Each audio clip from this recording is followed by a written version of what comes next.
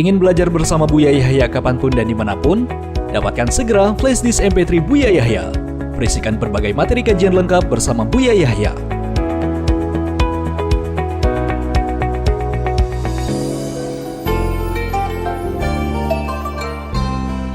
Dan Bu ya, berkaitan dengan masalah sholat di pesawat nih Bu ya, kan banyak sekali Bu ya orang-orang yang ketika sholat di pesawat itu langsung ngambil tayamum Bu ya, padahal di kamar mandi pesawat itu sebenarnya bisa berwudu, hanya kadang tidak semua orang ngerti caranya. Nah, bagi mereka yang sudah terlanjur pakai tayamum gitu Bu ya, itu seperti apa Bu ya? Apakah harus mengulang kembali di rumah atau gimana Bu ya? Baik, di dalam madhab kita Imam Syafi'i radhiyallahu taala anhu bertayamumnya adalah harus dengan debu. Ya, ya. Kalau tidak ada debu tidak ada tayamum. Jika tidak ada air maka langsung sholat saja. Tanpa tayamum. Langsung sholat saja mati isya. Nama untuk sholat faqidu tahuraini atau ihtiraman lil waqt, untuk menghormat waktu. Atau sholatnya orang yang tidak menemukan alat bersuci yang namanya air dan debu. Maka langsung sholat. Cuman ini wajib diqadha. Nah, ini sebabnya karena sholatnya tanpa bersuci dalam madhab Syafi'i. Sementara dalam madhab lain, misalnya madhab Abu Hanifah atau madhab Imam Malik adalah di saat tidak ada air maka dia bisa bertayamum, dan tayamum ada semua yang terhampar. Kalau madhab Abu Hanifah apapun yang terhampar begini bisa untuk tayamum. Kalau madhab Malik yang terhampar yang nyambung ke bumi, jadi pesawat nggak sah menurut madhab Malik. Tapi madhab Hanafi sah. Jadi Anda kalau ingin madhab Syafi'i Anda nggak usah pakai kalau nggak ada air. Nah, setelah ternyata ada air di toilet, ada air di toilet. Atau Anda bisa menggunakan segelas air yang Anda bawa, sudah Anda siapkan. Paling saya hanya akan ketinggalan sholat satu, maka Anda membaca segelas ya, botol gelas untuk Anda. Nah, kemudian cara berwudunya adalah sederhana. Anda tidak usah membayangkan wudu dengan cara ini. Adapun cara bersuci mulai dari istinja. Setelah Anda buang air kecil, bisa menggunakan tisu kering. Tisu kering Anda set 3 kali sudah selesai. Nggak usah pakai, nggak usah pakai bersuci dengan air, membersihkan bekas kotorannya tidak harus dengan air, cukup dengan tisu selesai. Tisu kering ya, tisu kering. Bukan tisu basah. Bukan tisu basah, tisu kering selesai. Banyak tisu kering kan di toilet, di plastik. Atau Anda bawa sendiri. Setelah itu Anda bisa berwudu.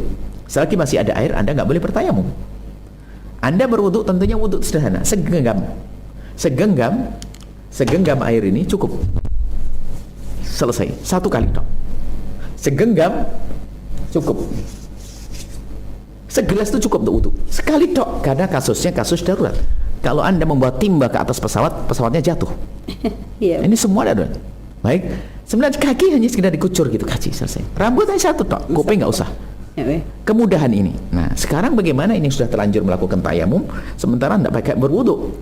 Nah, atau tidak pakai jok tapi tidak pakai wudu. Bagaimana ini? Kalau memang secara aturannya, nah ini kalau aturannya, saya kembali kepada aturannya. Kalau aturan menurut yang punya pesawat itu tidak boleh, maka Anda tidak boleh menggunakannya. Biarpun itu ada air, bukan air Anda. Ini. Tapi kalau dia juga mengizinkan, maka yang demikian adalah boleh. Atau paling tidak pernah melarang. Kita kadang ragu-ragu, wudu atau tidak. Wudu atau tidak. Tapi itu adalah boleh. Artinya umumnya adalah boleh, asalkan orang ngerti cara wudunya. Misalnya menggunakan sewajarnya. Anggap saja wudu itu digantikan untuk cuci muka. Cuci kan boleh. Tapi kalau Anda belum ngerti ilmunya, berarti ini yang tergolong tidak boleh. Anda wudunya Anda pakai timba, was-was. Anda nggak boleh tayamum untuk di situ. Bisa saja marah mereka. Tapi kalau Anda bertanya, Pak, boleh enggak saya memasuk muka saya, ya kan? Kemudian mengusap tangan saya sama sedikit kaki saya, boleh enggak? Oh, boleh. Berarti itu. Nah, ini bahasanya wudu. Jadi itu kan nggak banyak banget. Maka kalau Anda menggunakannya adalah tidak banyak, ya sah-sah saja. Jadi kembalikan pada yang punya pesawat ini. Kalau tidak diizinkan pesawat, nggak boleh pakai wudu. Ya kan gitu. Nah, anggap saja. Ini bagaimana nih kisahnya orang sudah terlanjur. Orang awam jangan disiksa untuk mengulang yang demikian itu. Diikut madhab Abu Hanifah, dia menganggap itu tidak ada air dan tidak mengerti adanya air, maka sah, sudah selesai. Cuma nanti kalau umroh lagi, Anda bersama saya umroh, ya sebisa mungkin lah nanti berwudu dengan cara yang benar, kemudian sholatnya dijamak. Seperti itu ya. Jangan sampai. Kalau ternyata memang bisa menghadap kiblat, kalau tidak menghadap kiblat nanti diulang. Nah, kemudian kalau memang Anda ragu ini boleh enggak, Anda bertanya, siapa pramugara atau pramugari ya, Anda tanya, boleh enggak saya wudu ini? Oh nggak boleh, ya sudah Anda langsung boleh tayamum. Lebih enak tanya, langsung Bertanya. tayamum. Nggak pakai tayamum, nggak apa-apa madhab Syafi'i, nggak usah pakai tayamum. Tayamumnya kalau madhab Hanafi pakai jok. Apakah boleh pindah-pindah madhab? Kita sebagai orang awam tergantung ustadz yang ngomong ke kita. Itu ya. Jangan ribut mungkin. Ustadz ngomong boleh, selesai. Ya, Karena amila madhabalah, orang awam itu bagaimana ustadz yang ngajarinya, seperti itu. Baik Bu ya, karena ingat waktu itu pernah Bu ya umroh dan banyak ibu-ibu yang bertemu itu, tiba-tiba ada orang yang Arab yang ada di depan kita tuh negur, sudah kenapa kalian berini? Ya ada air, nggak boleh. Jadi seperti itu Bu ya. Dan airnya bukan airmu, tanya bukan airmu Pak gitu. Air pesawat atau apa sih kan gitu. Baik, sebab ya. di rumah kita ada air satu timba, satu bak gede, kita nggak boleh loh kita bertayamum wudhu dengan air tersebut kalau air itu untuk minum manusia. Seperti itu ya. Baik, Mas. Bahkan minum bebek kalau punya bebek. Baik. Minuman ayam, minuman kambing nggak bisa, karena untuk yang muhtaram. Karena adanya air itu kalau dipakai untuk wudhu nanti kehausan. Baik bias mana. Islam itu indah. Baik bias.